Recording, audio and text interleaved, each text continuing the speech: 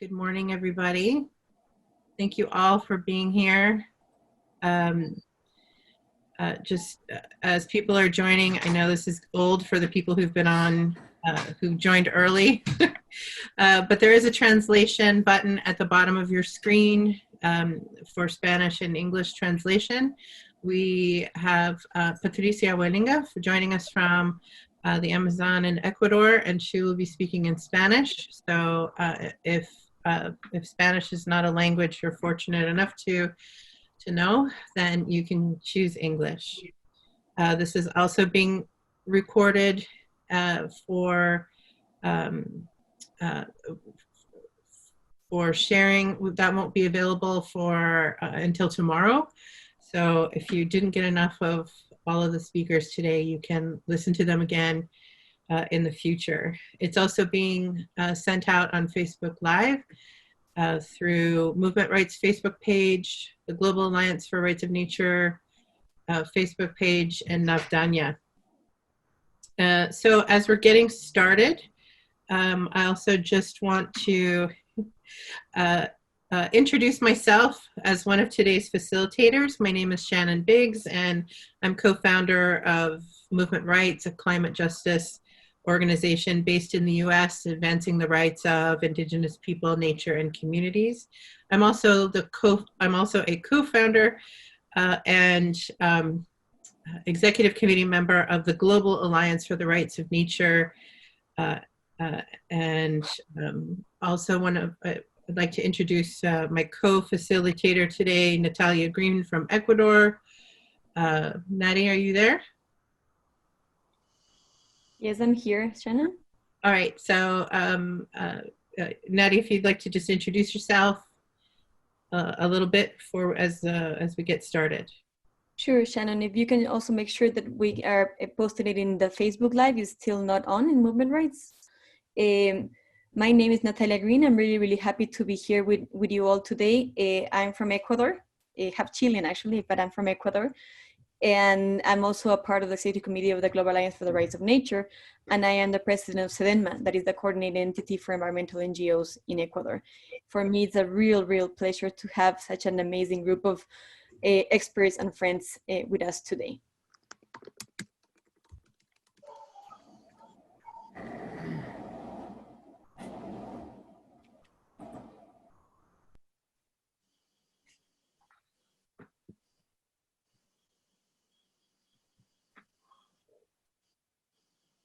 Okay, so we're going to get started here in just a moment. I'm just going to make sure that that this is launched on Facebook, and it says it is in process of going live.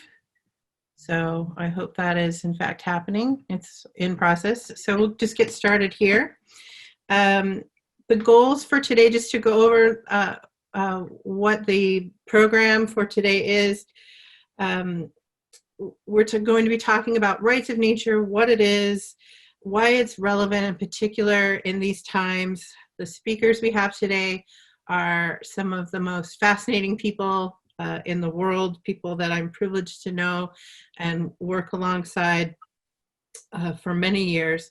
So we'll be looking at Indigenous perspectives on rights of nature, a little history of the rights of nature movement, looking at it from an earth jurisprudence, how do we change law to change culture, and looking at it from that perspective, and why now in particular in the times of COVID and social uprisings, why rights of nature is a movement with so much to offer in this moment.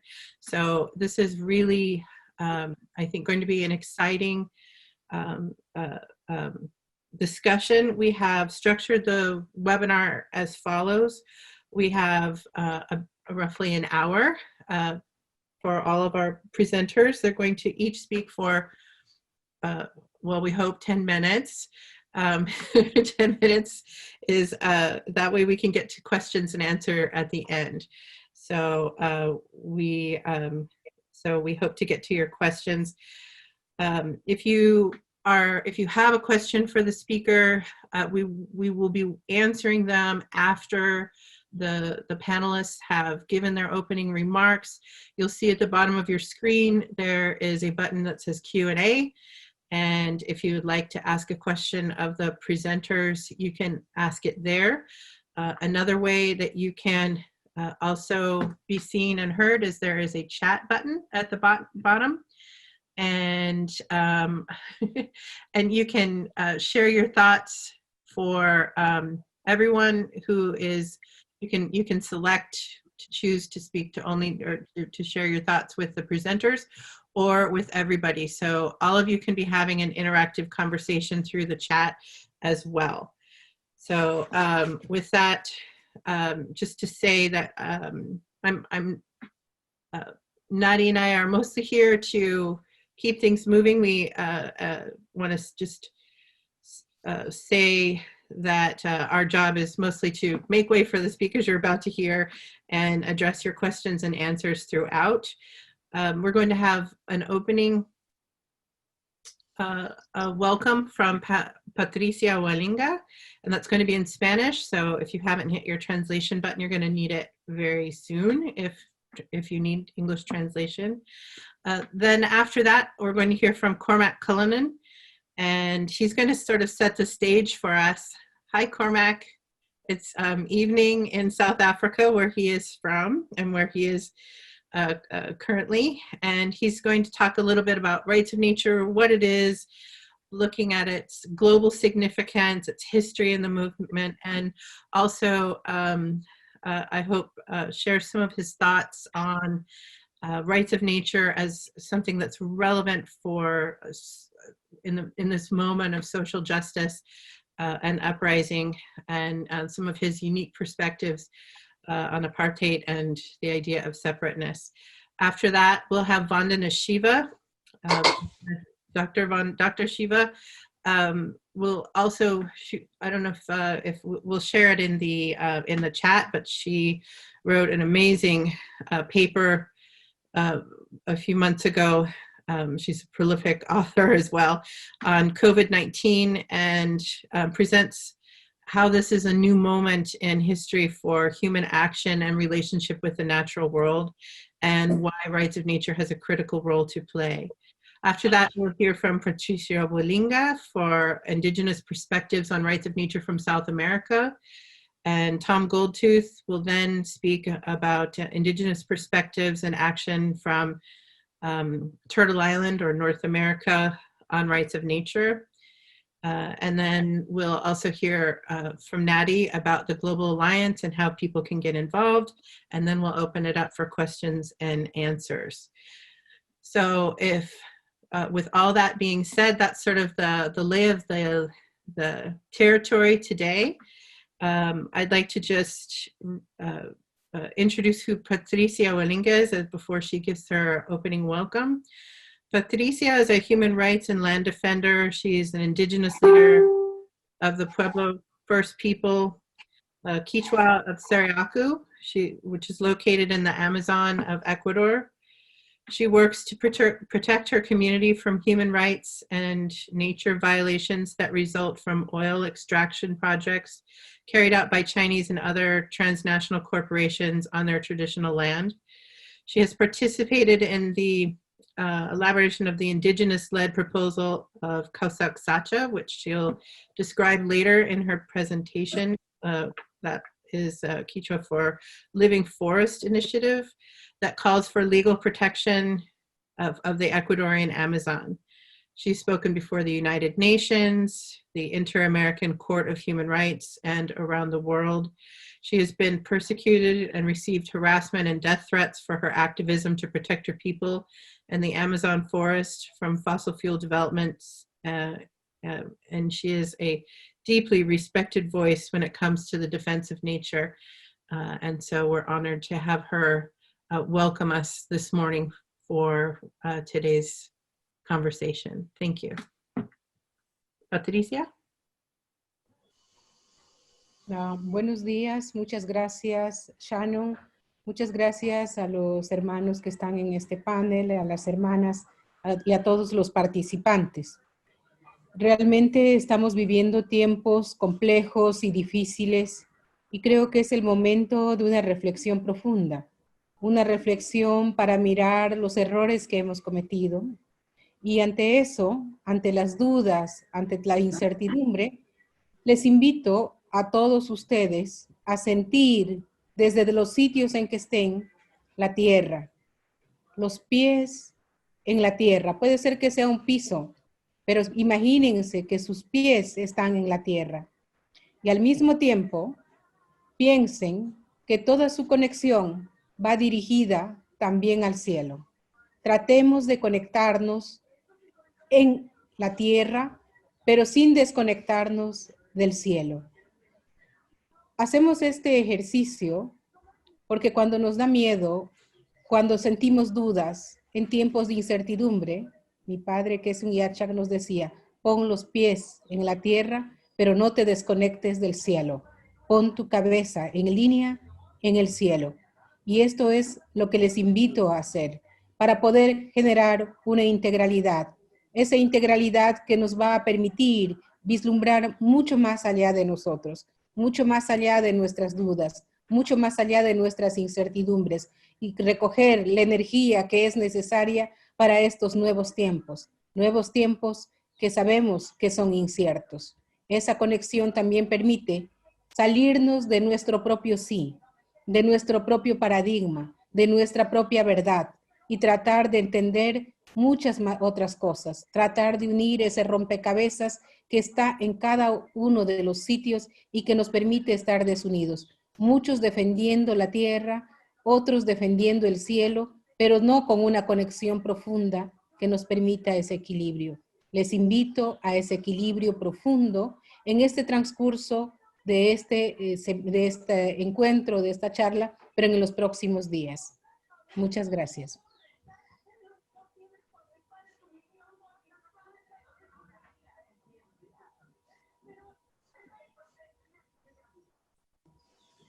Creo que podemos empezar.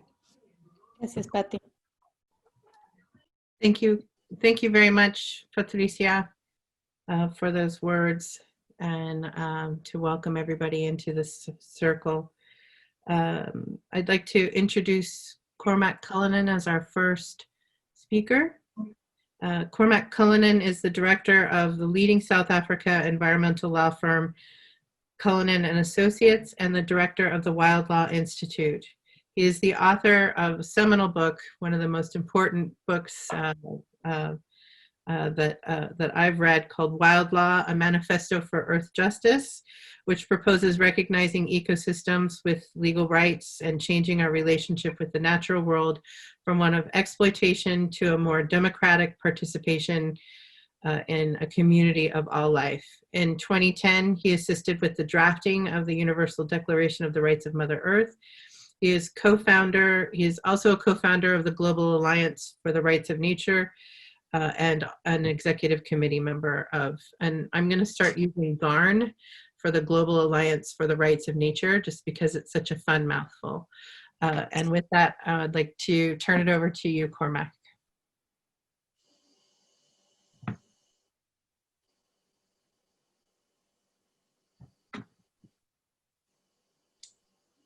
Sorry, I was on mute. Well, good evening, or good morning, or good afternoon, wherever you are in the world, and whatever time it is where you are. We are gathering together today at a quite extraordinary moment in history. I think many of us are conscious of the fact that we've never lived through a moment like this. In a matter of a few months, the lives of almost every person on the planet has been changed dramatically. The future is now very uncertain. All that we can be sure of is that we will not be returning to the world as it was at the beginning of 2020. Now, despite the terrible loss of life and suffering inflicted by the pandemic and the outrageous events that have brought people all over the world onto the streets in support of the Black Lives Matter movement, I am hopeful that this tumultuous and painful period will leave the world a better place. This tiny virus, born of our appalling treatment of other species, has at least temporarily slowed and maybe even derailed the destructive trajectory on which our societies were on. The big question, of course, is what next? And that is what we're here to talk about.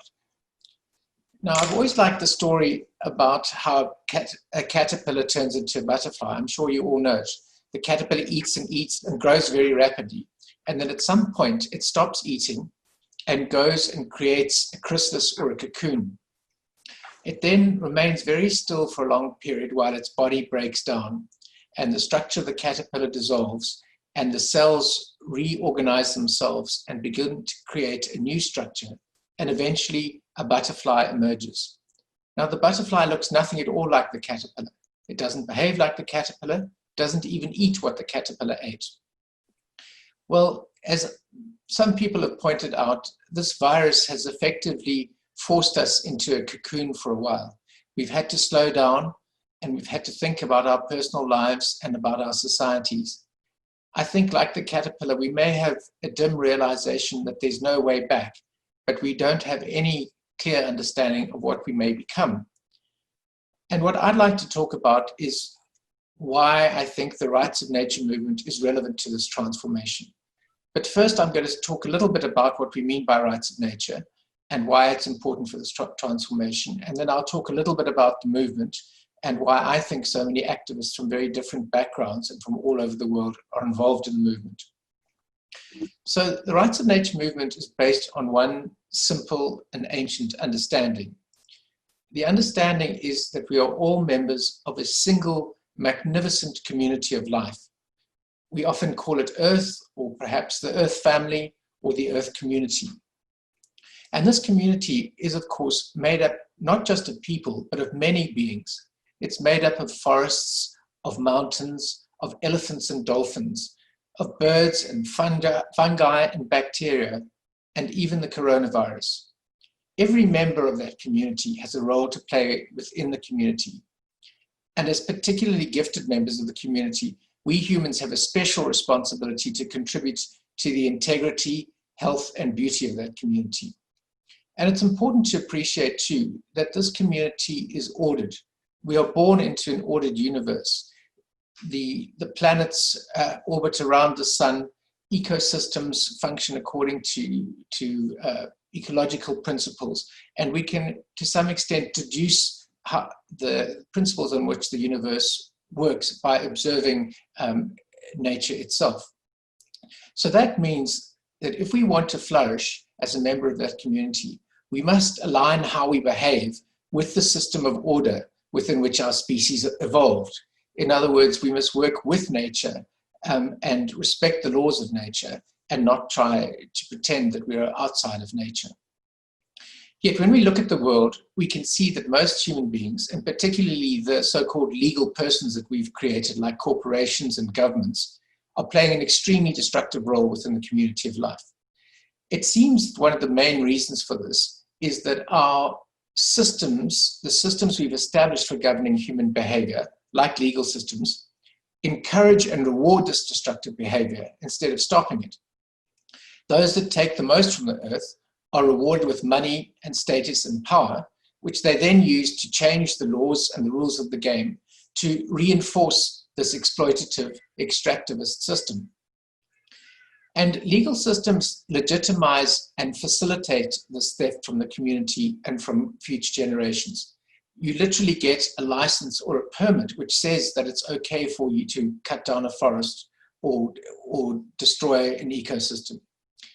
Now, by controlling the rules of the system, how power is exercised, and how important decisions are made, legal systems also play an important part in how societies evolve. So you can think of a constitutional or a legal system a bit like the DNA of society.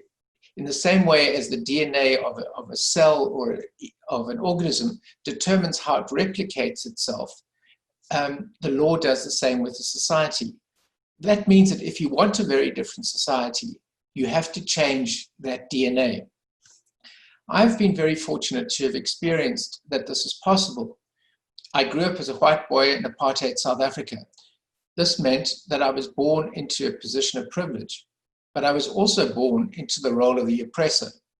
Now, as you all know, the apartheid system in South Africa was based on a small minority of the population, i.e. white people, using the legal, political, and economic system to oppress and exploit all other South Africans. Now, the system was based on the myth that white people were fundamentally different from and superior to black people, and that they should live separately and rule over everyone else. In fact, the word apartheid means separateness. Now, apartheid was a vicious system that did terrible harm to so many black people, to their communities, and to their families. But it also produced dehumanized, arrogant, and cruel white people. So the ideology of separation and domination is bad for people on both sides of the system. And I don't mean to equate the victims with the oppressors, but simply to point out that it's no good for anyone. There was no future under the system of apartheid. South Africa was only able to begin the process of healing when we changed our legal systems and adopted a new constitution that recognized that equal rights for everyone and outlawed discrimination and oppression, whether that was based on race, gender, or sexual orientation. Unfortunately, most legal systems treat other members of the Earth community, in other words, members that aren't humans, rather like apartheid treated black people. In fact, most legal systems define all members of the Earth community that are not humans as property. This means that they cannot have any rights. It's the equivalent of defining a person as a slave. The legal system strips that person of their dignity and agency and reduces them to a commodity to be bought and sold. And that is exactly what happens, how the legal system creates all other animals, but also forests and mountains and land. So the rights of nature movement is about replacing these harmful colonial systems of oppression based on separation and superiority with systems that embrace our membership of the Earth community in all its diversity and accept our responsibilities as humans to contribute to the health and well-being of that community of life. So I'd just like to touch on 3 points which I think are particularly important about this movement. First of all, it's a movement which is about uniting people and reintegrating humanity into the wider community of life. So to understand this approach, you've got to start with the whole. If one thinks for a moment and recognizes the reality that we were all born members of the most astonishingly beautiful community of life that we have yet discovered in the entire universe, we can immediately experience that feeling of incredible gratitude. We really, in a way, won the cosmic lottery. To be this incredibly gifted species in this beautiful community of life is an incredible blessing. And if you start from the position that we are very lucky members of this amazing community of life, it becomes immediately obvious that the differences between us and other species or other people are not causes to separate us. They are not barriers that divide us. In fact, they are a strength. It is precisely the fact that we are different that enables us each to make a unique contribution to the whole. Like different colors in a painting, we each have value in our distinctness. We each have our own characteristics, but by coming together, we can create a complex and more magnificent whole. And all the members of the Earth community that have come into being during this long evolutionary journey of our planet have earned the right to be and to belong to this community. So the second thing about recognizing rights of nature is that it literally opens the eyes of those who have been blind to the other beings so that they can recognize them as family members once more. So it turns seeing the nature or the world seeing it as a collection of objects which cannot hold rights to a community of beings whose rights must be respected. So, for example, if one says the mountain has rights, it immediately poses the question, who is this mountain and what rights does it need? And that forces people to engage with the mountain in a very different way from seeing it as a pile of rock that could be quarried and sold. Now, of course, mountains and rivers and animals don't waste too much time thinking about what rights they should have and debating these issues. Because the real value of recognizing that nature has the right to exist and that each being has the right to play their special role within the Earth community is to create the corresponding duties on humans to recognize those rights. So in many ways, recognizing the rights of nature is just a way of creating legally enforceable duties on humans to respect other beings, to respect other earthlings, if you like, and to require humans to act in the interests of the community of life as a whole. So this raises the question of, but why is this movement relevant at this particular time? I think if one looks at the 4 speakers this evening, you will see 4 people from 4 different continents. We come from different cultures, we speak different languages, and we have different life experiences. Yet we, like many other people around the world, are allies in the Global Alliance for the Rights of Nature. We started in very different places, yet we found each other because we share a common understanding that we are all family. We are all children of the same mother, if you like, of Earth. And if humanity and the family of life is to flourish in the future, then we need to work together to transform the legal and other systems of those cultures that are degrading the Earth. So we are not united by ideologies, ethnicity, religion, gender, class, or power. We are united by a love of the community of life that we all belong to. The common ground that unites us is beneath our feet. It is Earth. Our primary allegiance is to Earth and to life itself. And we are just the tip of the iceberg, because not only do we have allies all over the world, but we are also allying ourselves with all the other beings of Earth. If it were possible this evening, I feel sure that the jaguars, the bears, the elephants, the rivers, and the mountains would all be adding their voices in support of this movement for Earth. So this is why it is important. It is not only bringing people together, it is integrating us, reintegrating us into the wider community of life. Now, of course, the key issue for all of us is how to achieve system change. How do we change this system?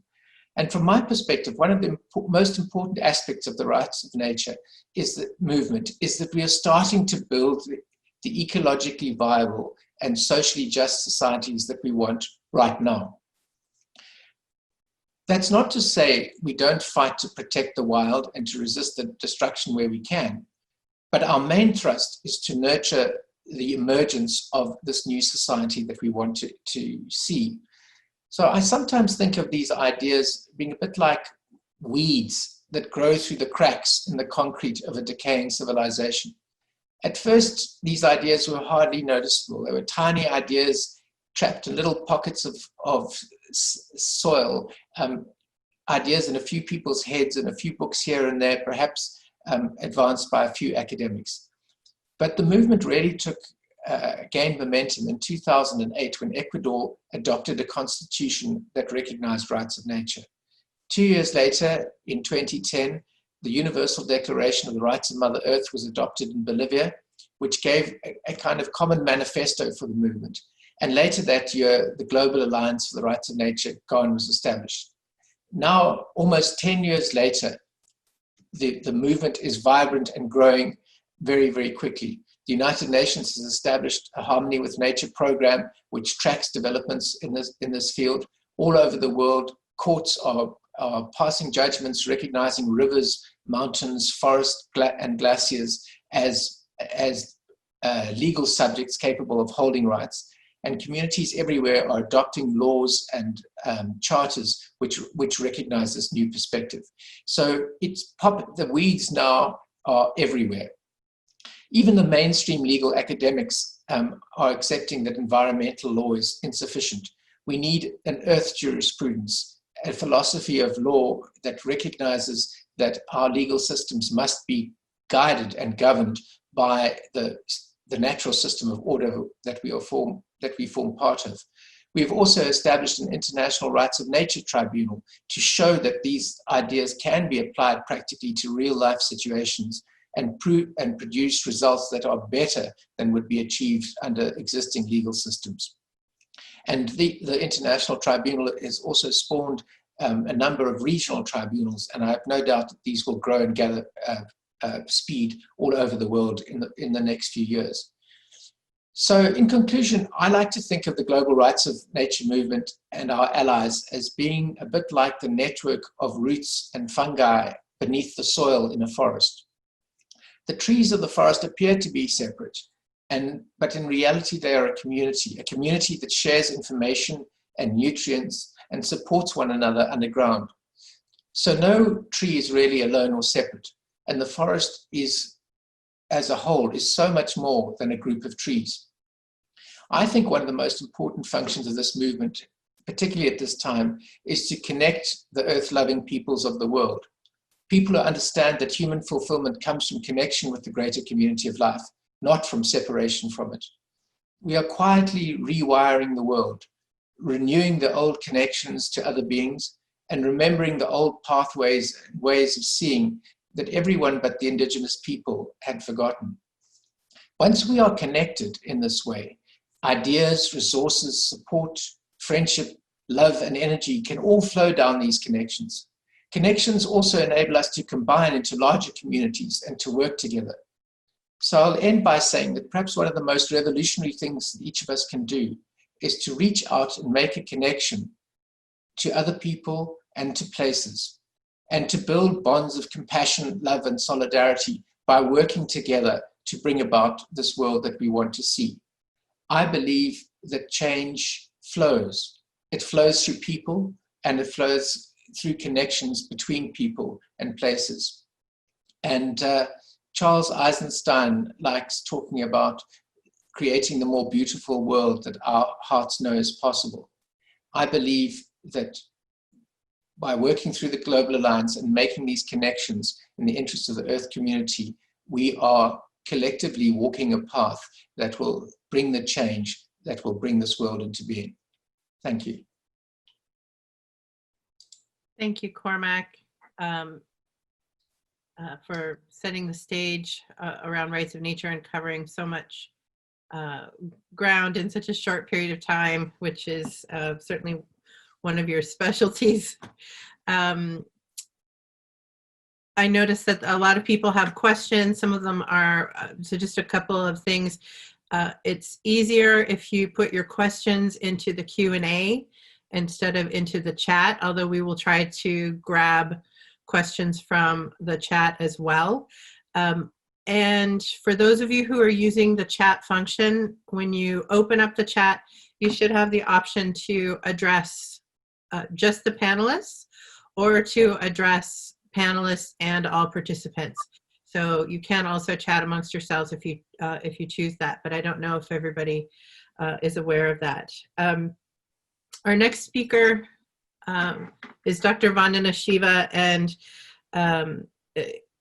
I think one of the hardest things I had to do is trying to condense a bio for someone like Vandana into just a minute or so, because in addition to being one of the very first people to influence me and my work many, many years ago, and for those of you who are familiar with her work, I mean, she's a hero, a shiro to many. She's an internationally renowned Indian scholar, an eco-feminist activist, a food sovereignty and biodiversity advocate, an anti-corporate globalization leader, and the author of many books, including Earth, Democracy, Justice, Sustainability, and Peace, and Soil, Not Oil.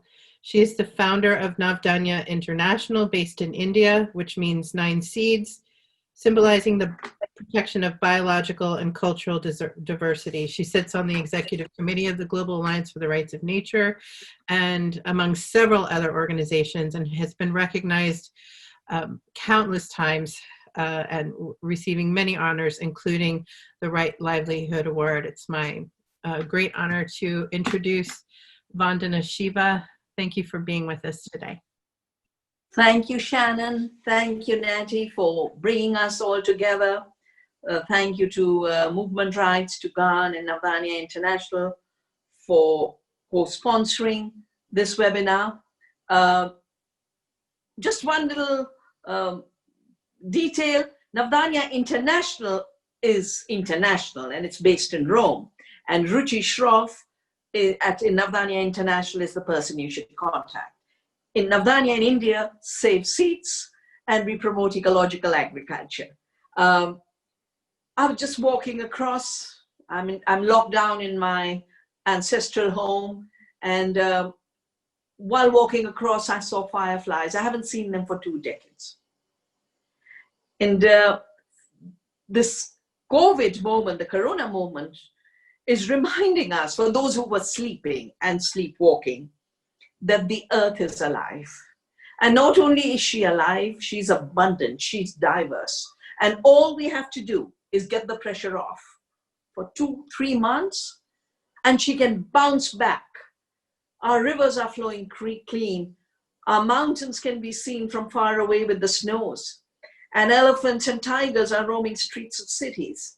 That is the earth community, which is being driven to the margins, not just in terms of non-human species, but in my reading, at least 80% of humanity too.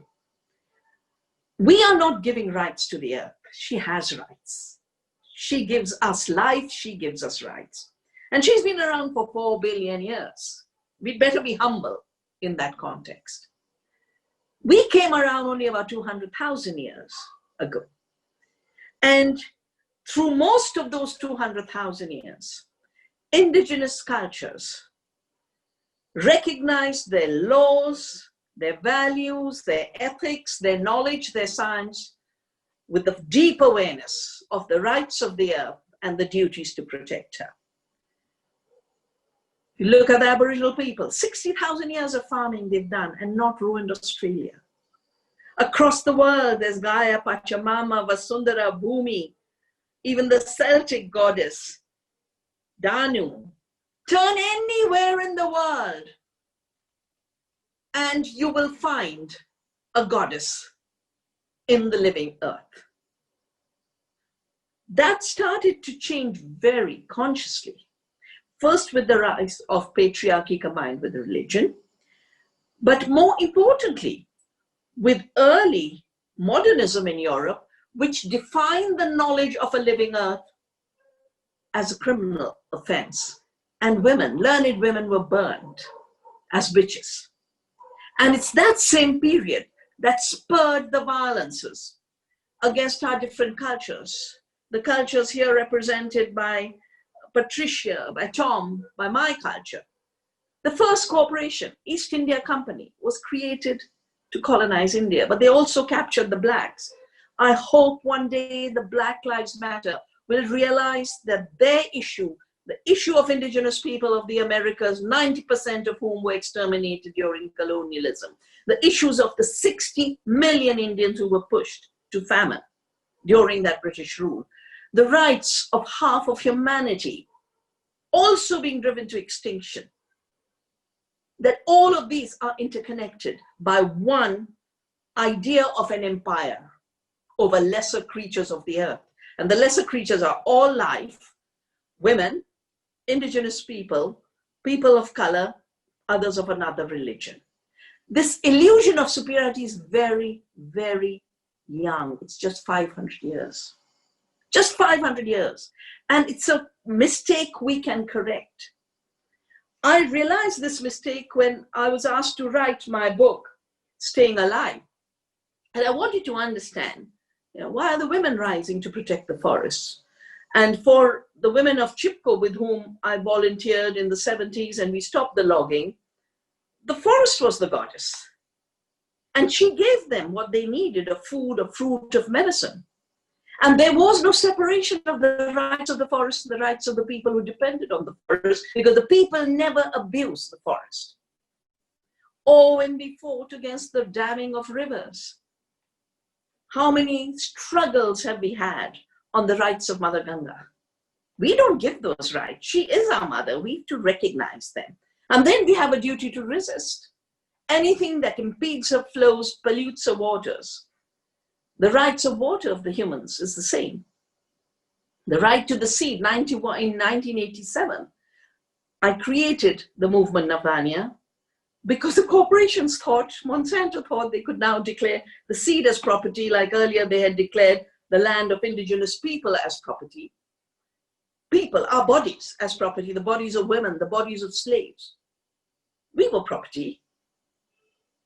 And now they wanted seed to be their property. And I made a decision that day that no, seeds are members of our family. They're not inventions of corporations, the poison cartel. And we'll defend the seed.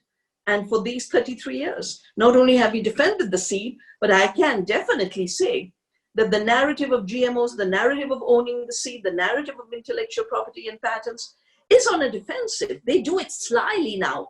When they started, they used to do it arrogantly as the next step of the civilizing mission. I agree with Cormac that we are in an uncertain moment, but not because the future is chaotic, but because on the one hand, as I mentioned, symbolizing the fireflies coming back, that the earth is just waiting for us to work with her to get the pressure off. And on the other hand, what I call the 1% is waiting to grab what little remains. I've written a book recently called Oneness versus the 1%, and it's available in many, many languages, in French and in Spanish and in English. But with the corona, I've been looking even more intimately. First of all, as Shannon mentioned, I did a reflection when the corona outbreak happened. And we know that it is a result of abusing the rights of Mother Earth, invading her forests, and that's why new epidemic diseases are coming. It is also a result of creating food systems that go against the laws of the earth and go against the laws of our body and our health. But more importantly, this period is being used to consolidate precisely what has brought us to the crisis. The Cartesian mindset, the mechanical mind that the earth is dead matter to be exploited. And now that people, we as human beings, our bodies and our minds to be mined.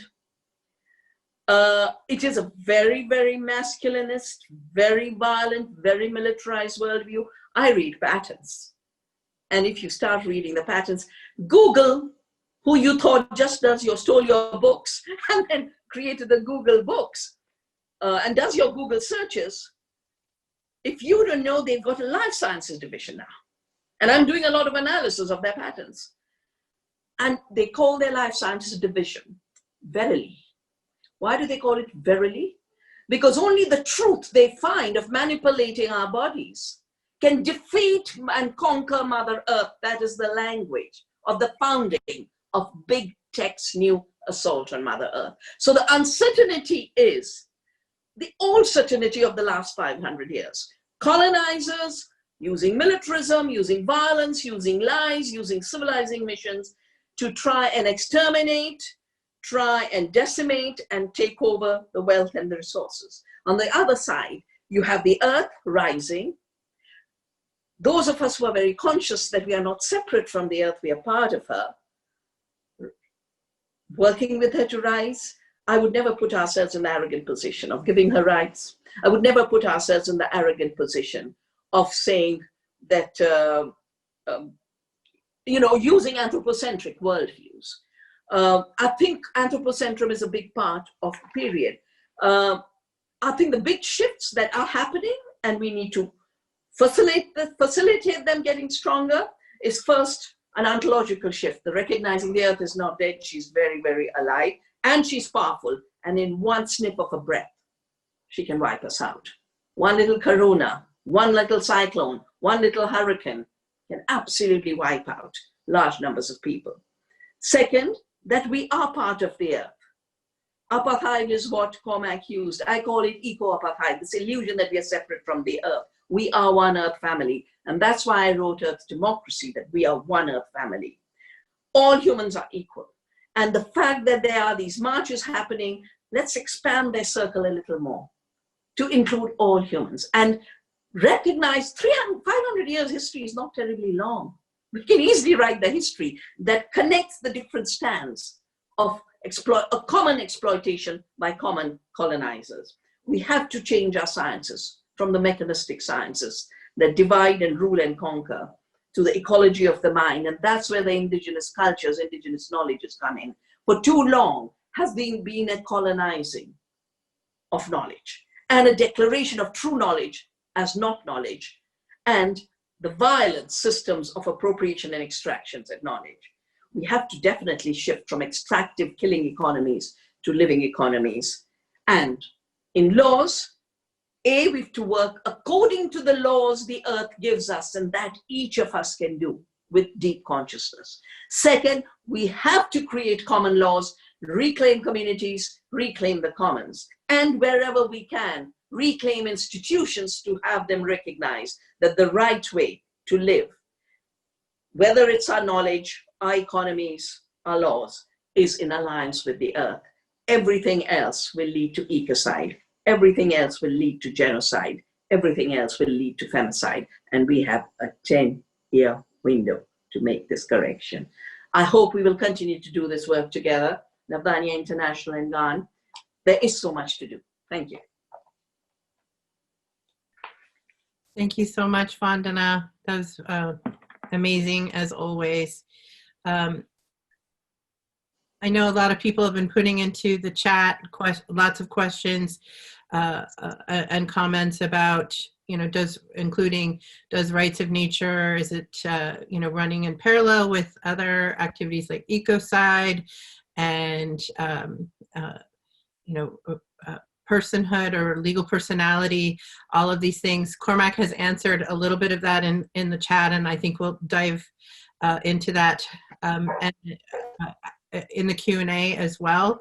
But rights of nature, rights of Mother Earth, all of these things in some ways are shorthand for an umbrella of these very similar ideas about the fundamental systems change that needs to happen, and the distinction between understanding Mother Earth as property versus the understanding that it is life itself, and that we are part of that life system and not owners of it. And I think we're about ready to really dive into this sort of understanding. I'd like to welcome back Patricia Gualinga, who we've already introduced. And I know she'll talk a little bit about the distinction also between rights of nature as she sees it and Sumat the Living Forest Initiative, and these ideas, and just the idea of indigenous understandings and cosmology from her perspective in South America, and then we'll also hear from Tom Goldtooth in the North. So thank you very much, and I turn this over to you, Patricia. Gracias. Muchísimas gracias. Durante muchísimos años, los pueblos indígenas hemos luchado para defender los ecosistemas, para defender la tierra, para defender la vida. Y durante tantos años también hemos sido incomprendidos, hemos sido estigmatizados, hemos sido cuestionados como pueblos que han sido retrasados, como pueblos que han sido ignorantes, como pueblos que no han tenido conocimiento. Yo creo que es tiempo de reconocer ese gran error de la sociedad que ha intentado dominar con un modelo que es obsoleto, con un modelo que ha llevado a una crisis total. Crisis climática, crisis social, crisis ambiental, crisis en general. Ahorita estamos enfrentándonos a una pandemia. Todo lo que estamos enfrentando ahorita es las consecuencias y el resultado de lo que ha hecho el ser humano, de lo que nosotros hemos provocado. Y eso debe permitirnos volver a repensar. volver a aprender. Yo digo volver a nacer. Volver a nacer, a aprender una nueva forma de relación con la naturaleza. Porque si no lo hacemos, estamos en un punto de no retorno. Si no lo hacemos, nuestro destino, nuestra vida acá, está yendo ya al abismo total. Tenemos que cambiar, querramos o no, y tenemos que hacerlo ya. No podemos permitir que sigan haciendo recursos económicos a través de la destrucción. Petróleo, minería, agroindustrias, hidroeléctricas, todo, madereras.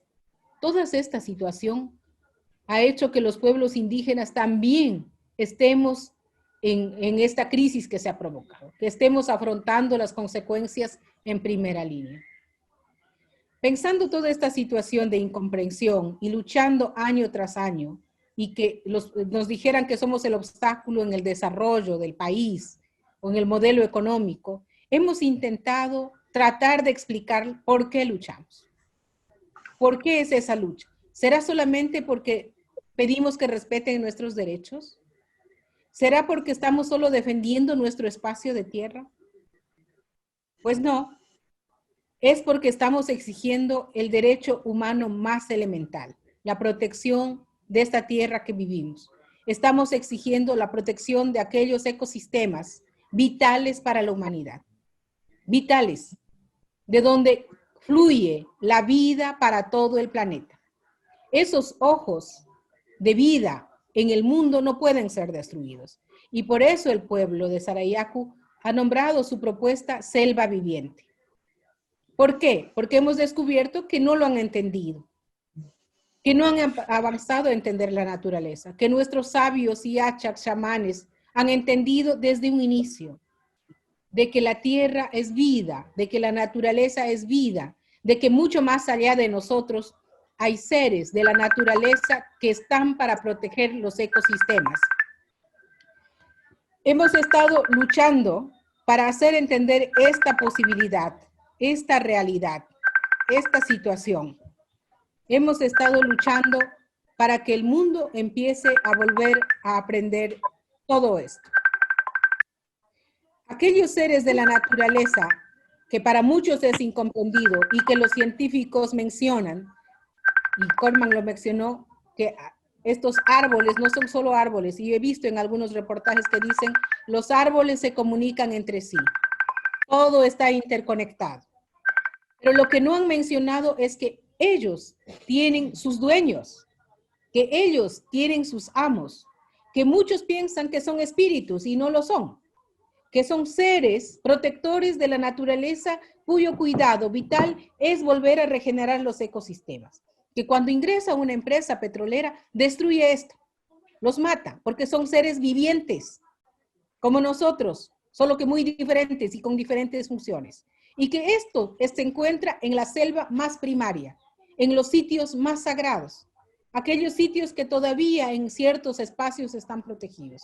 Por eso hemos dicho selva viviente. La destrucción de estos espacios es la destrucción de la vida, es la destrucción de la humanidad. Y esa parte hay que aprender. Cuando muchas veces mencionamos, dicen, queremos entrevistar a los seres. No, ellos tienen que estar ahí. No necesitan estar en contacto con la gente, no es su función. Su función es que los ecosistemas vuelvan a regenerarse.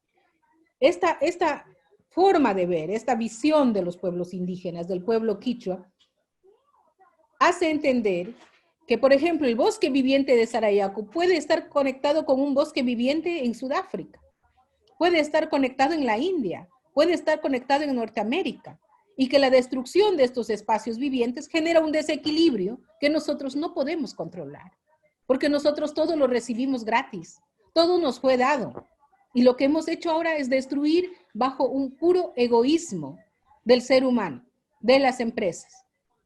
¿Y cómo hacemos para volver? ¿Cómo hacemos para volver a aprender?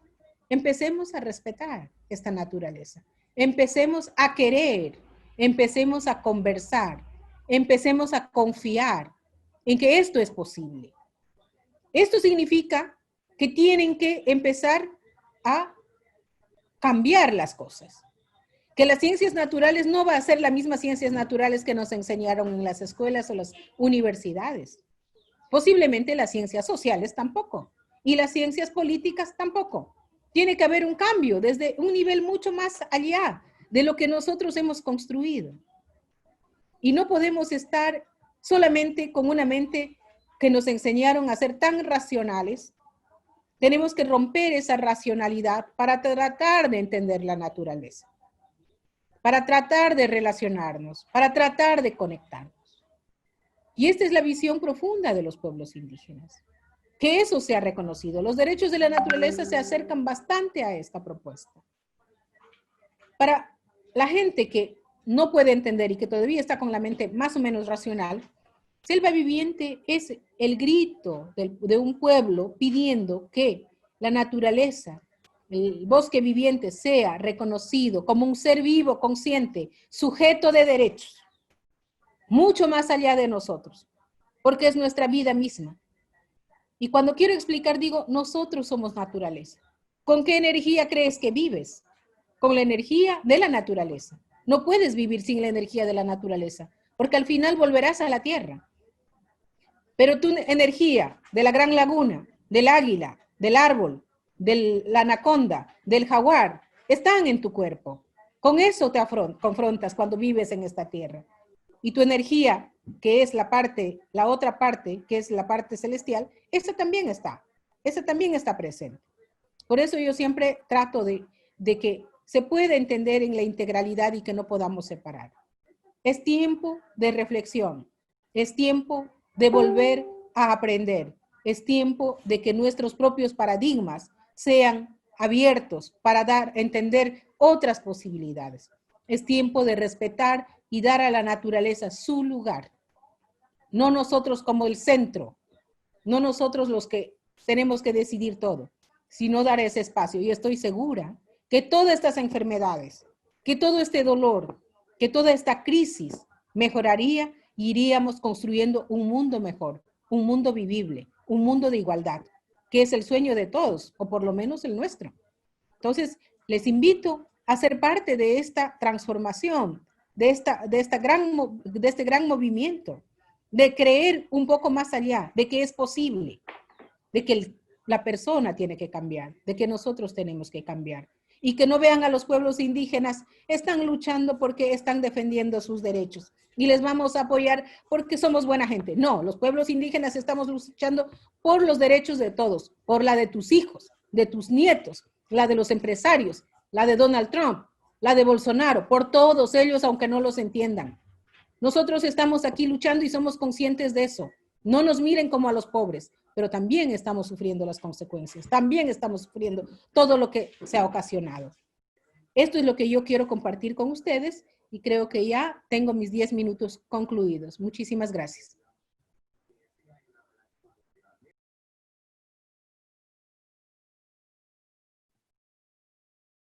Thank you so much, Patricia. Thank you for your words of wisdom.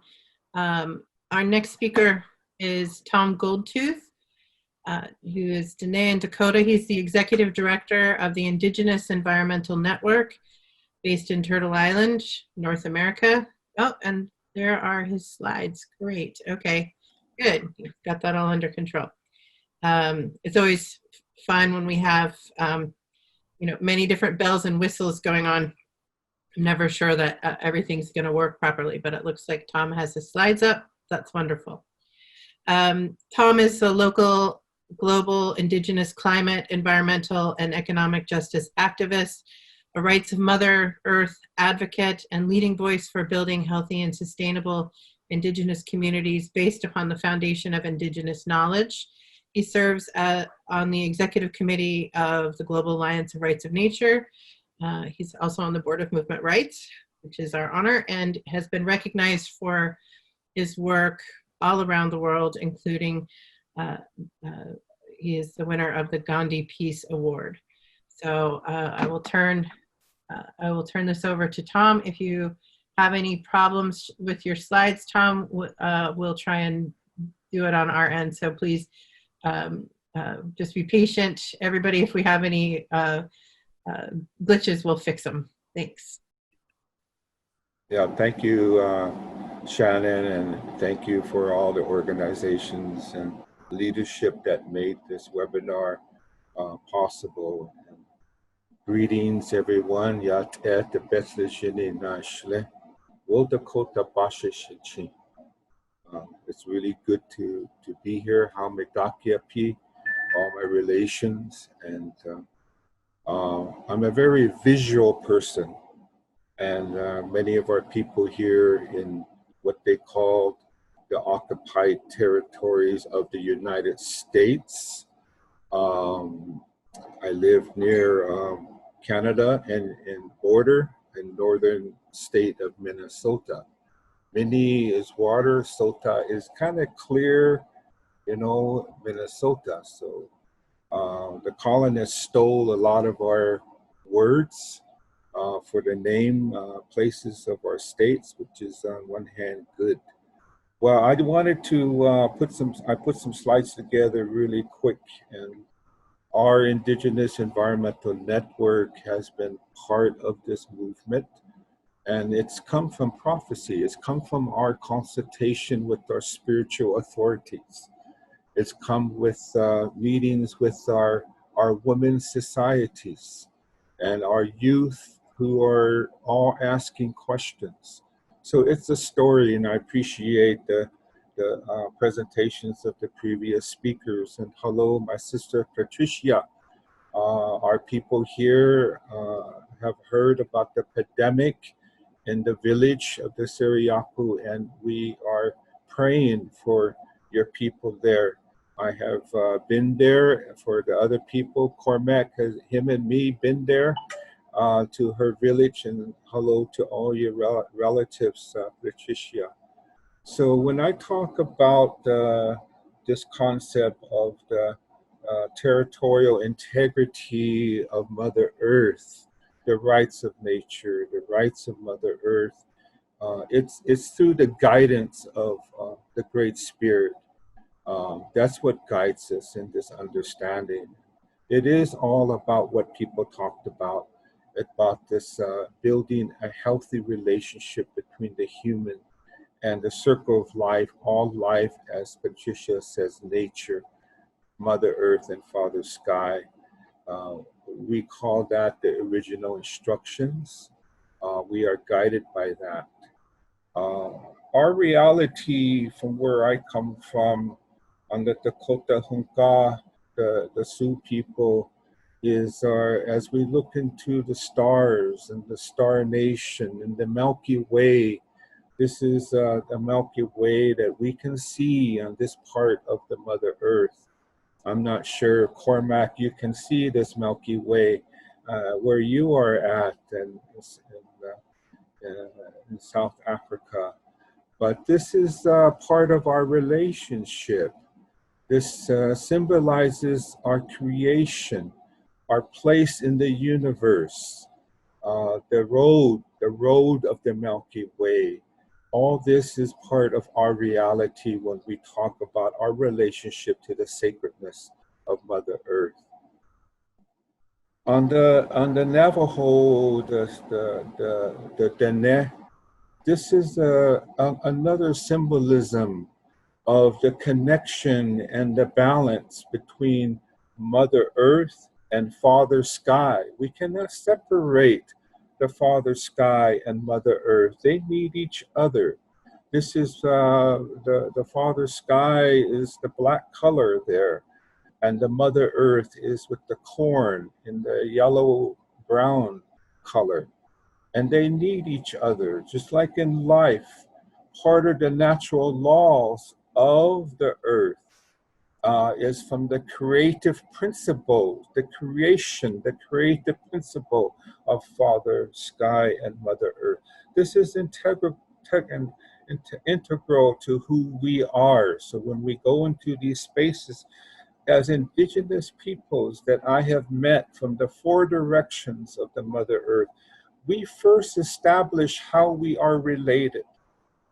We talk about where we come from, but we also start talking about our cosmology. In my work, I talk to a lot of spiritual authorities to see how we are related. If you see those 9 circles inside inside the circle, 9 circles, outside is 4. You add those up, they're the 13 grandmothers, the grandmother moon, the moons, they're 13 grandmother moons every year. So our 5-finger clan, we are related as human beings because we can use that thumb. We can use the thumb. It's our thinking of man and humanity. If they have lost their place of understanding as they walk and live on the sacredness of Mother Earth, they could use that thumb to be destructive. That's the way we look at things. So yes, as we talk about this, as I talk about the rights of nature, I'm always confronted with the different thinking of the dominant society, not only of the United States and Canada, but the dominant society of the world, and how they objectify and quantify Mother Earth in these concepts of dominion. So how do we undo those concepts of dominion? How do we decolonize ourselves away of economies that have unlimited growth, capitalism, but also the tools that are using as ownership of nature, nature-based solutions now is very popular in the climate change negotiations. Even Shell Oil Company put 300, I forgot how much it was a couple $1 million in investment-based solutions to offset the pollution that they are still doing. So one of our grannies from the Navajo people, she said this at the UN back in the early 1980s. She said, "I'm here to speak for those that cannot speak for themselves." And she said this as part of the bundle she carries, the earth bundle, the soil, the seeds, for those that cannot speak for themselves. That's part of our responsibility where I come from in the North. The question, who speaks for nature? Who speaks for the river? Missouri River, Dakota Access Pipeline that was going to go through underneath the river. A system of colonizers, they don't ask for permission. They just go in there with their arrogance and drive a pipeline underneath the river. So our people were gathered there to defend the sacredness of Mother Earth. So Shannon asked me to speak about the movement here in North America, United States and Canada, as part of this global movement on rights of nature, rights of Mother Earth. What we often say, the territorial integrity of Mother Earth. My sister, I don't think she's on today, but I think there's a short video. In January 2018, my sister Casey Camp, some of you met her. She was on the tribal council of her tribe.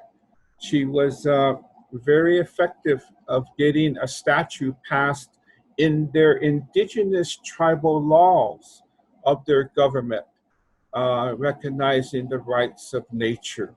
Very important as one of our leaders that became part of this movement that we were doing here, bringing our traditional teachings and incorporating it into our way of life. Here is one of the rivers, the Arkansas River, near her land. Every time we talk about the rights of nature, the rights of Mother Earth, there seems to be a river involved. The rights of the river, the rights of the water. The next one was in September 2018, the Ho-Chunk Nation. Their council government voted to change their tribal constitution. A lot of people don't know indigenous peoples have our own governance. We have our own process of making decisions.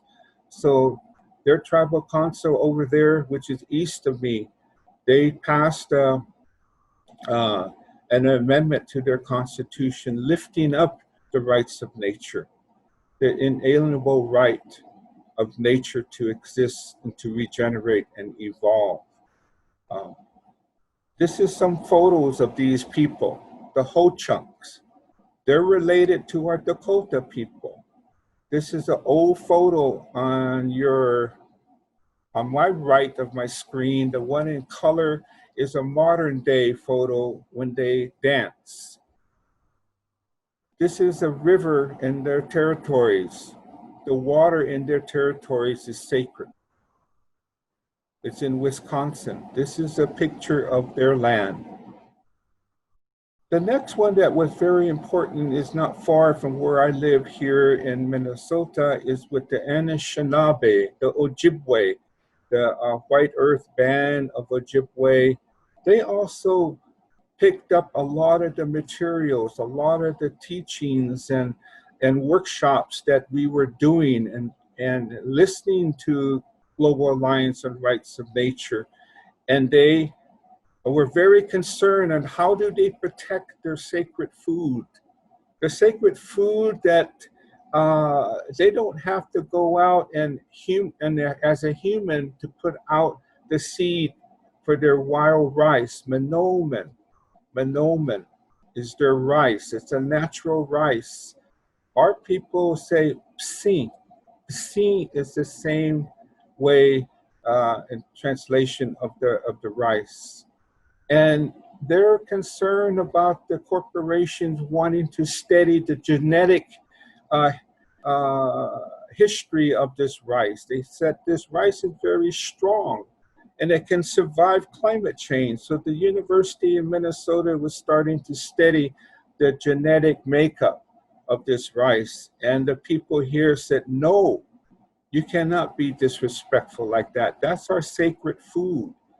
So they took steps with the White Earth Band of Ojibwe to establish the inherent rights to be recognized of the rice. So this is the lake and the rivers where the rice grows. It's not far from where I live.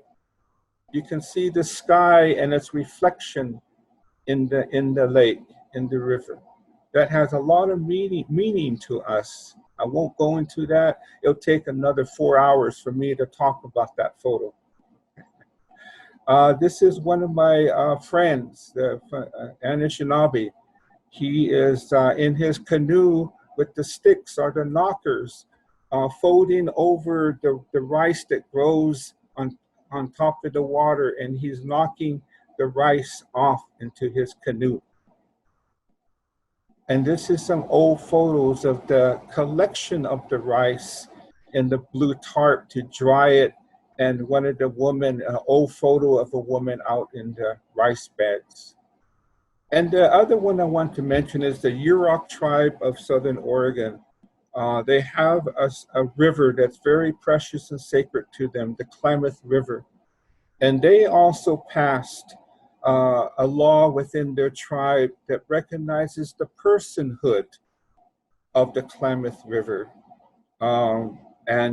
This is the first river in North America to have the establishment of this law, tribal law. And this is a picture of the river. And these are their young women in their tradition when they dress up very beautiful for ceremony. And that in the background is the river. And the colonists, the settlers who have come to live in this area are fighting the people there, the Yuroks, always fighting them, saying they don't have rights to the river. The settlers say, we have rights to fish. We have rights to take water from there for irrigation. So this has been a really big issue for them. There are challenges. Challenges as we lift up our indigenous law, our indigenous language within our tribal courts, the US, the states, and the counties, the different jurisdictions of colonists saying that we don't have jurisdiction. there's going to be a fight right now because we're taking on the US law as we're implementing our own rights to implement the mechanisms of how we protect the sacredness of Mother Earth. I'm not going to go into the depth of this, but I can send it to Cormac. He loves this kind of stuff with the legal, colonial legal system. But this is kind of like that whole system, including property rights, dominion linked to sovereignty, sovereignty over natural resources, the objectification of nature, and the objectification of woman. Mother Earth, Grandmother Earth is female. The same male mentality of objectification of our women, our murdered and missing indigenous women, and the way that the colonial system treats Mother Earth is no different. So, yes, how do we exercise our self-determination here to regulate the conduct of non-indigenous peoples who live within our borders of our traditional lands and territories, including corporations, including other people that come into our territories that violate the natural laws of Mother Earth? How do we hold them accountable and bring them into our courts? So this is my vision, my dream, is how do we work for our authority to defend our rights on behalf of the sacredness of Mother Earth, the rights to redress and issue penalties, injunctions in our courts with authority and jurisdiction over non-indigenous peoples, their businesses and corporations under our indigenous laws. The US does not like what I am saying. They don't like the way I'm speaking, probably in Ecuador too. All these areas, they don't like it when indigenous people start to exercise our indigenous rights and self-determination. Our symbolism again, our roots, our tree, the living trees, it's all the living plants, the living world. This is how we are part of this global transformation and a just transition. That's where we're in right now, a transition and transformation between the life of humanity and Mother Earth. And yes, we have responsibilities and relationships. How do we pass this on to the settlers? They are like children. They don't understand these things. They are causing a lot of the epidemic and where we're at right now. So the regenerative living economy, those things that we are talking about here in the North with our allies, and could talk about the principles. The principles of rights of the rivers, rights of Mother Earth is linked to the rights of indigenous peoples. We cannot separate it. Indigenous sovereignty based upon indigenous knowledge is supporting the rights of Mother Earth. So we are rising up for systemic change. We're asking humanity, all cultures, to reevaluate your relationship to the sacredness of Mother Earth and Father Sky. Take action for decolonization. Take action towards just transition. Implement at all levels our rights as indigenous peoples, from the Sarayaku Kichwa to our Dakota people, our Navajo Dene people, and all indigenous people to have our rights for free, prior, and informed consent to be recognized in decision-making and implementation on the UN Declaration on the Rights of Indigenous Peoples. So protect and defend the territorial integrity of Mother Earth. Say no to private ownership of nature. Thank you. Thank you, Tom. I want to just show a quick video. The Ponca Nation, led by Casey Camp Hornick, that Tom mentioned, were the first tribe in North America to recognize rights of nature. So just to play a 1-minute clip about that. Congratulations to the Ponca Nation of Oklahoma on making history by becoming the first tribe in the U.S. to recognize the rights of nature into law. The Ponca tribe lives in Oklahoma, which used to be known as Tornado Alley.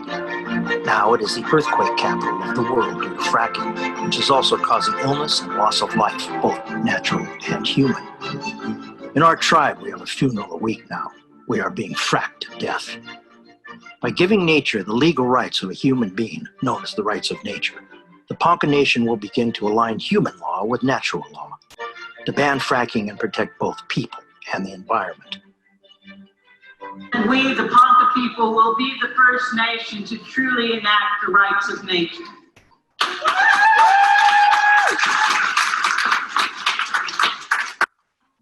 That this is going to give us a legal threshold that is impenetrable. We are proud to be moving into the future by honoring our original instructions to protect all life on our Mother Earth.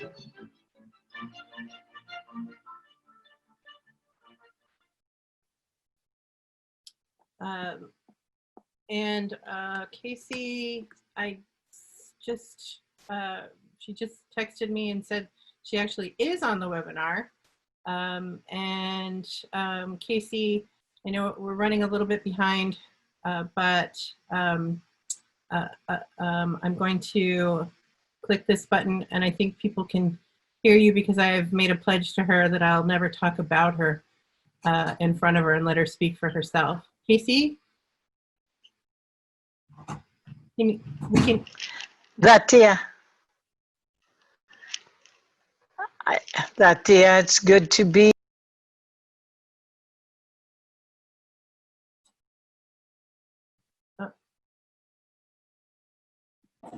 Can't hear.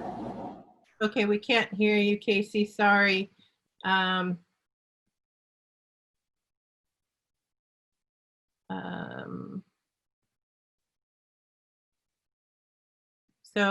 Sorry, Casey.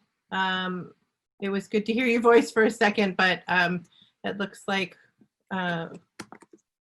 we don't have the capability to let you speak. So thank you for being with us, and apologize for the technical difficulties. I want to turn next to Natty. Are you there? I'm here. Okay, Natty, the floor is yours.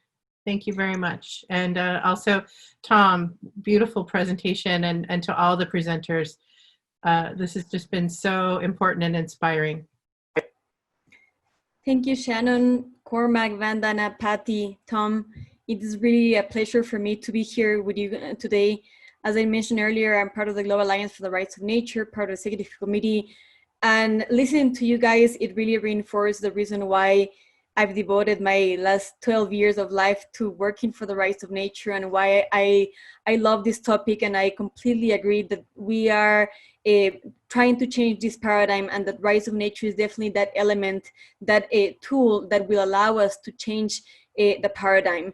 A paradigm that right now is being revealed as a problem with the system. It's now more than ever clear that the system is wrong, and it is wrong because we have not been listening to nature. And as Vandana was saying, we have taken the pressure off for some months, and nature is speaking by itself. And I think that we will be completely deaf if we don't listen to the message of nature, and if we go to normality, thinking that normality was not the problem. Because what was going on, what was wrong was actually that normality where we were exploiting nature. And unfortunately, some governments, even like Ecuador, want to go back to normality, reinforcing the idea of extractivism and mining and oil, trying to recover for the economic crisis, when we are not listening to nature.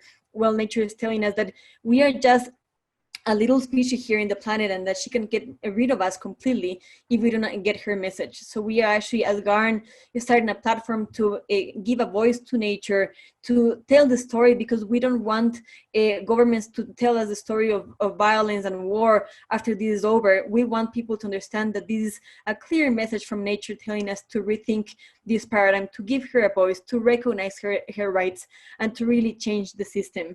As I was saying, I'm part of the Global Alliance for the Rights of Nature. We are a global network of organizations and individuals committed for the universal adoption and implementation of legal systems with rights of nature, with the respect and enforcement of rights of nature. We truly believe, especially coming from Ecuador, that nature is not an object that can be exploited. It's a subject that needs to be respected. And with this amazing group of people, we have members of more than 100 countries in the 6 continents. We have more than 300 members part of GARN, and the movement is growing and growing, especially with hubs. That's why I really want to acknowledge all the people that are part of GARN here, like Ashley, like Marimar, like Galo and Juan. But I also want to acknowledge people that are part of GARN, like that are participating here today with us, like Bill Twist, Casey Camp, of course, Jenny Freitas and Hercules. You know, you both are part of the hubs that are being such an important part of GARN, because we are opening up regional hubs to make this movement grow. And that is key, because I think that there's such an interest with rights of nature around the world as a growing topic, because it is the time, as it was the time before, when women recognized, pushed for the recognition of women's rights, when the slavery was abolished, when collective rights were recognized by the pressure of indigenous people. It is now the time for sure to recognize nature rights in a global level, because it's definitely a time for change. So as Cormac was saying, what unites us all is nature. We're all stepping over nature, and I think that this is an amazing moment to rethink our relationship to nature and to recognize rights. I think that is what we're doing with the Global Alliance for the Rights of Nature, that really wants to become a hub of information for people to grow this movement and to recognize nature rights in their legal systems, and also to educate people about the need to consider what Vandana was saying about this eco-apartheid, and they understand that we are part of nature. So I just want to thank my sister Patricia from Ecuador, Tom, Vandana, Cormac, and Shannon for organizing this amazing webinar. We've had such an amazing acceptance of this webinar, not only here in Zoom, but also in the Facebook pages. And this notes that there's an amazing interest for the rights of nature. So I really want to thank you for being part of this movement, for promoting it, for promoting the rights of nature. I remember Cormac saying when he came in 2008 in Ecuador, he said, I know that species are going to be thanking Ecuador for what you guys have just done. And I know that if we continue this work, the species are going to continue thanking us for what we're doing if we can really make a change. We still have not made that change. We need to get this message to more people, to more authorities, and try to really recognize the rights of nature. That's what's really important. So I really encourage people to join the Global Alliance for the Rights of Nature, to join the hubs, to promote the idea, and to make authorities understand that we cannot go back to normality, because normality was the problem. So thank you so much, Shannon, for giving me this space to talk.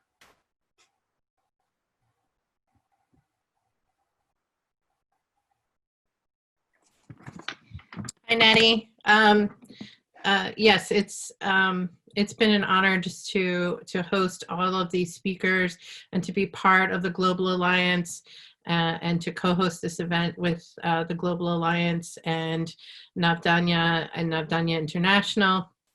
And Natty, I wonder if you would like to, we're going to start the question and answer. We're actually at the, we had scheduled an hour and a half, but I'm wondering if our panelists can stay on for a few minutes, or those that can stay on for a few minutes. We'll try and take a few questions. And Natty, if you would ask a couple of questions from the Q&A, and we'll do our best to try and address as many as we can. Thanks. There are some questions that have come through the Q&A and also through Facebook that we've tried to put them together. For example, one of the questions that, hold on, I'm trying to, there are many questions actually. Why is it that those religions who view heaven in the clouds seem to trash the planet with impunity, while those religions, cultures who see nature, God, Gaia, as this garden planet will dream of trashing the planet? What are your insights? There was also a question of what gives us hope. There was a question for Vandana about impossible foods are violating principles of due diligence and harmony with nature and social justice, and how COVID presents an opportunity for commitments to challenge these violations. Brett Sanders asked, what is currently playing out in the world is an activated human pain body requirement healing. Many networks are activating to develop the global network for humanity to hold the space, Gaia, and light up the grid of unity as all as one, healers, shaman, light workers. There's another question from Craig Patterson that says, why is it that, sorry, I read that already. Geoffrey Garber says, great caterpillar metaphor, Cormac. A Black friend I'm watching with said, but the Black movement has people out of the streets and not cocooning at all. What is, how can we fit this into that metaphor? There's also a question directed to Patty regarding how can we move forward the concept of buen vivir. So these are some of the questions, and that you can also read in the Q&A part. I'm gonna let Shannon also pick some. I think we have a lot of questions there already. One question that I really liked was also what gives you hope in these times. And I think a lot of the questions that I've seen from early on have been answered just through the presentations. So maybe we could just ask the panelists, maybe starting with Patricia. Shannon, maybe just if you allow me, some questions have been answered actually. For example, the idea of the universalization of the rights of nature with the rights of nature tribunals. Cormac has answered that, but it was also a question that was meant for Vandana. There was also the question of like Vandana, of how you feel about your you being the only voice in to react in the Planet of the Humans documentary. And there was also like a last question for Tom regarding that. He says, I understand that Menominee have selectively harvested their forests for 150 years. Why can't their model become the dominant paradigm? So maybe with those questions and what you have read in the chat, you have a big idea of like what our panelists are thinking and what can you reply. Thank you so much for all panelists.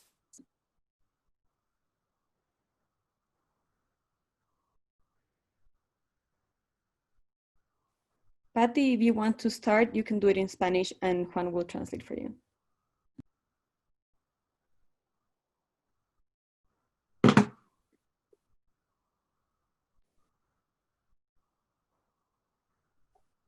Gracias. Hay alguna pregunta que decía cómo poder empezar esa transformación. Si es a través del buen vivir. Yo creo que hay muchas formas de empezar, inclusive dentro de nuestra propia casa, la transformación. Puede ser desde los sitios en que estemos. Por ejemplo, nosotros acá defendemos la naturaleza. Allá tiene que ver con las formas de consumo o con las presiones que pueden ejercer a los políticos. Puede ser con la forma en que vivas en tu casa, haciendo cambios pequeños que hagan visible que no impactes tanto en la naturaleza y siendo muy activos. Creo que cada persona puede lograr esas pequeñas transformaciones que en muchos casos pueden ser grandes transformaciones. No hay una receta específica de transformarse, de decir esto hay que hacer para poder hacer esa transformación o poder cambiar yo, sino que depende de cada una de las personas. Y obviamente tratar de escuchar a la naturaleza. Estoy segura que la naturaleza les va a hablar. Tal vez no con esta misma voz, pero tendrá sus formas de expresión. Y ya lo está haciendo en estos tiempos. O sea, nos metieron a la casa en cuarentena y la naturaleza se está expresando. Entonces, esa es su forma de hablar. Pero seguramente si escuchan mucho más detenidamente, les va a hablar de mejor manera. Y eso con respecto a la otra pregunta.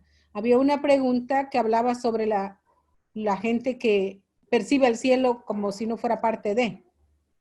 Eso es lo que yo entendí. Yo creo que ahí está el error. Nosotros cometimos el error de desconectarnos, como lo dice Tom, del Padre Cielo. O también desconectarnos de la Madre Tierra. Y esa desconexión ha hecho que nosotros mismos estemos en crisis. Porque la crisis esta es también para nosotros. La naturaleza está expresándose. Tenemos que volver a esa unidad. Por eso yo al inicio les hice hacer un ejercicio. Sintamos la tierra bajo nuestros pies. Conectémonos profundamente y respetándola. Amorosamente, conectémonos al cielo. Pero no podemos estar desconectados, porque por andar desconectados andamos como andamos. Y eso es lo que yo podría decir.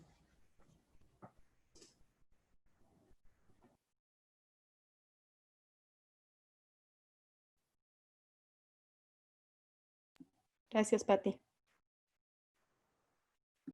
Natty, go ahead. Thank you, Patty. Now, maybe Cormac, if you want to answer some of the questions. I have also been sending some questions to you guys directly on chat.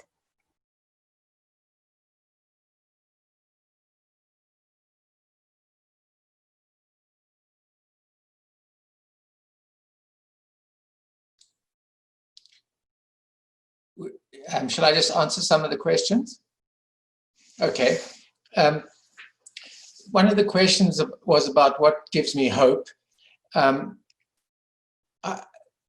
the movement, I've noticed over the years that I tend to be optimistic about the potential for dramatic change. And I realized after some years it's because we in South Africa lived through revolutionary change and it caught us by surprise, but we know it's possible. And one of the things that gives me hope is that since this COVID-19 pandemic has occurred, everybody in the world has now had an experience that dramatic fundamental change can happen in a very short time. All kinds of things that were regarded as impossible suddenly became possible. And who would have thought that air travel would stop for a period? Who would have thought that governments would be giving people money to survive, etc.? So everybody now knows that dramatic change is possible and it can happen very quickly. And I think that that is something which gives me hope. And another thing that gives me hope is the fact is that if we look into the future, I'd much rather be on the side of nature than against her. Vandana has talked about how incredibly strong nature is, and I certainly want to be allied with her. And I can't imagine that if you work with nature as opposed to against her, that you won't win in the long term. I mean, maybe win is not the right word, but certainly having nature as our ally, I think is something which gives me great hope.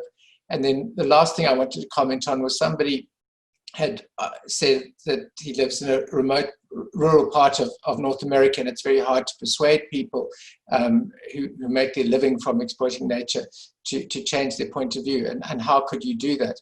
And I would agree with what Patricia said.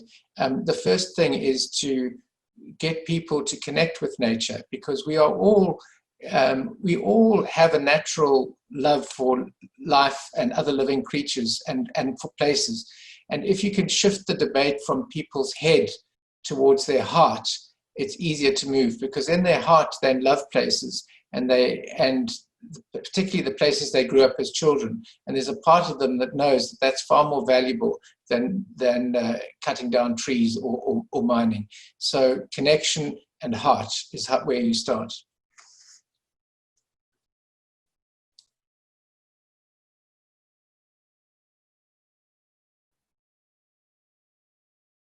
Thank you, Cormac.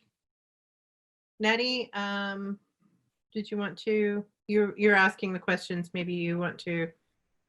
When I read the questions, I read the question at least for each speaker. So maybe we can get the answer from Vandana now. That'd be wonderful. Thank you.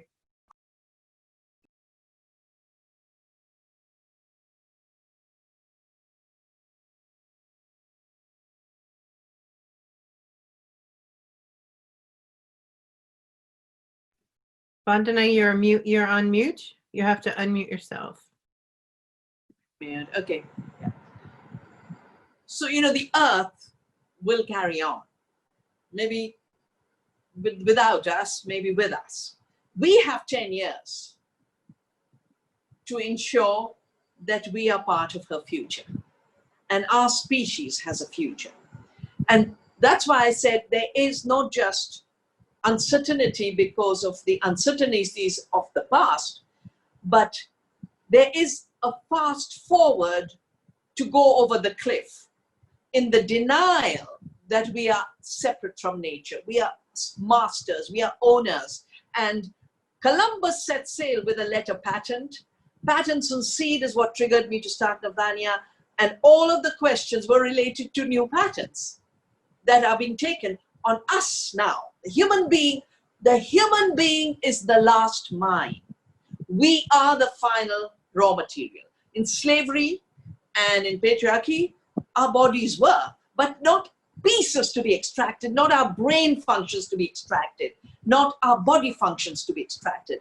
Those are the kinds of patents. Patent, world patent 060606. It's in my earth journey that in which I go through my nearly 5 decades of working in service of the earth. And now I realize it has to be in service of humans as part of the earth, not only because some humans think they can go off to Mars and others think they can totally manufacture themselves as machines, but worse, they think that most humans can be gotten rid of. So the questions on the breast milk, the questions on the Impossible Burger are about this new colonization. If the old normal brought us to the crisis of the corona epidemic, and they're now talking about a new swine flu, and Mr. Gates is smiling, yes, there'll be many pandemics because he's going to have more and more control with each pandemic. But we are creating the pandemics, and they're very profitable. A seed gives rise to seed. That's why Monsanto wanted patents on seed, so the seed wouldn't become seed. If a mother feeds her baby, where is money to be made? So Mr. Gates has given a climate change budget for artificial lab-made breast milk with a patent. 14, the biggest donor or financier of the Impossible Burger, fake burger made of GMO soya, for which the Amazon's being cut, the monarch butterflies disappearing, 14 patents. So it is all about money making. There was also a question I noticed about, I got patriarchy, but I missed the rest. It's colonialism, patriarchy, a mechanical mindset, and limitless greed. You can give it any name you want to. These are what we are up against, and anthropocentrism. And they are on a fast forward, and I cited Google saying, verily is a lifestyle, first of all, think of it. Only in 15, 20 years of globalization have these tech giants emerged. And they are the richest men of the world. They now want to control our body. And I do believe women should be out marching. We used to have movements saying our bodies, ourselves. We are no more marching for our autonomy in the face of these tech barons who are now saying they have to invade our bodies to fight the war against Mother Earth, Mother Nature. So our bodies have become the final colony. What gives me hope? What gives me hope is that women aren't going to give up. I work with women in rural areas and they are strong. And no matter what law they try and pass, we have it rolled back. What gives me hope is that I plant a seed. It will give me more seeds. And I've done this now 33 years. And that's what keeps me going. What gives me hope is we actually plant gardens of hope. And these gardens are exploding around the world. So the choice we have is allowing the 1% billionaire big tech giants to fast forward and accelerate their war against the earth and humanity to make some more money as we are going over the cliff, or all of us rising with the earth and turning this beautiful earth into gardens everywhere. It's doable. We are doing it. I got calls during the COVID crisis where my sisters from rural areas were saying, thank you for telling us we should do it. We realized with the lockdown how important it is to have our own food. Thank you, Vandana. And Nettie, you asked a question of Tom. Tom, do you have that question? I think that'll be the last one we'll have time to answer before we officially close.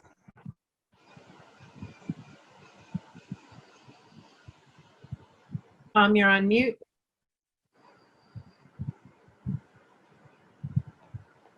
Tom?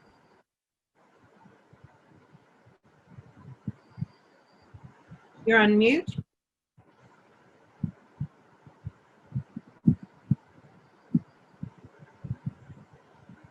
Okay, Tom,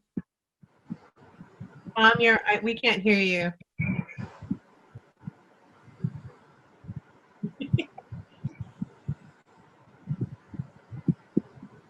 Tom? Okay. Unfortunately, Shannon, can you try to activate his mic? You can try that first. I tried. Okay, can you hear me? Yes. Can you hear me? Okay. Technology. I still don't like technology. Yes, the question I believe that the man asked me was the tribe that lives east of me in Wisconsin. They are called the Menominee. And I used to go visit them because if you fly in an airplane or helicopter and you go over their land, it's like an island. It's an island of the old grandfather trees, the elder trees. All around the island, it's been clear cut.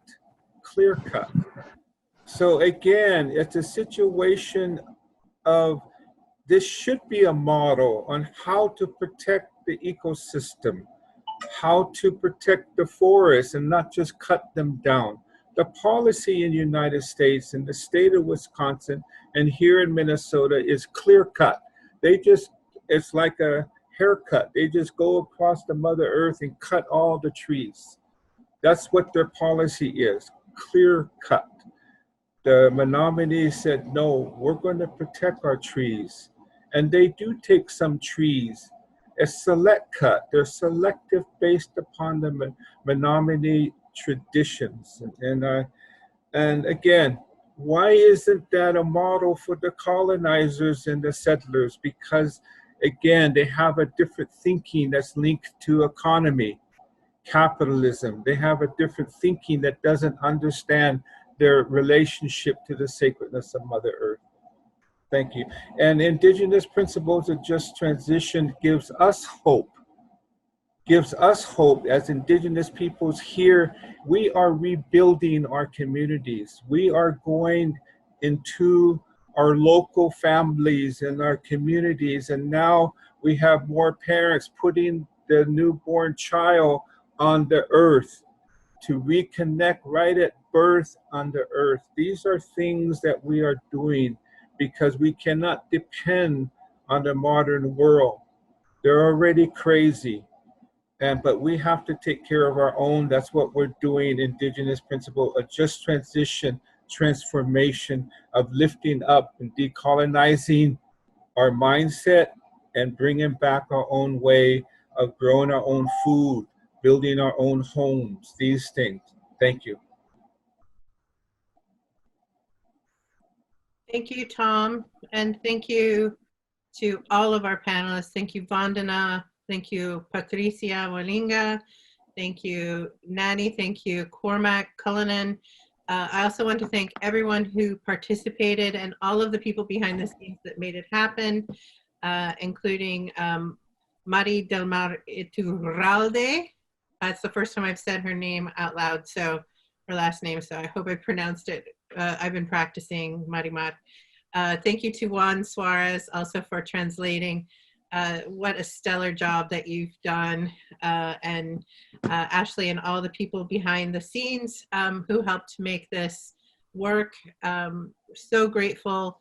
There will be more of these conversations to come, and we're just so grateful to have you here. We will send you an email, all of you, all of the participants, with the webinar, a recorded version of the webinar to share, as well as a way to continue to, some of you didn't get your questions asked, so we'll try to provide a forum to be able to channel some of those questions as well. Thank you everyone for your participation, and thank you all for your leadership in this idea, this rights of nature, as you know, transforming how we as humans relate to the natural world. Very grateful. Natty, do you have any final thoughts? Thank you, Shannon, for this space. This was really, really important. We do know that some questions were not answered, and as Shannon is saying, we will provide a form to respond to those questions, even because we have your email addresses. I think it was very important also that it was noted and it was answered by chat about the idea of the International Rights of Nature Tribunals. This has been really an amazing platform for the Global Alliance for the Rights of Nature to normalize the concept of rights of nature. And we're actually launching a European Rights of Nature Tribunal on July 9th, a campaign that is going to move into the tribunal happening in Marseille in January, if the circumstances allow. So just telling you that the work for the rights of nature is continuing, that the idea is that it is important, as Vandana was saying, that we are not necessarily recognizing rights of nature because nature has rights, but it is important for governments to include this into their jurisdictions, and that we need to put nature into the negotiating table. So I just want to thank everybody for being at least I think many people's inspiration, but my inspiration to wake up every day and work for this topic. So thank you so much. Gracias por todo. Thank you, everybody from around the world. Goodbye.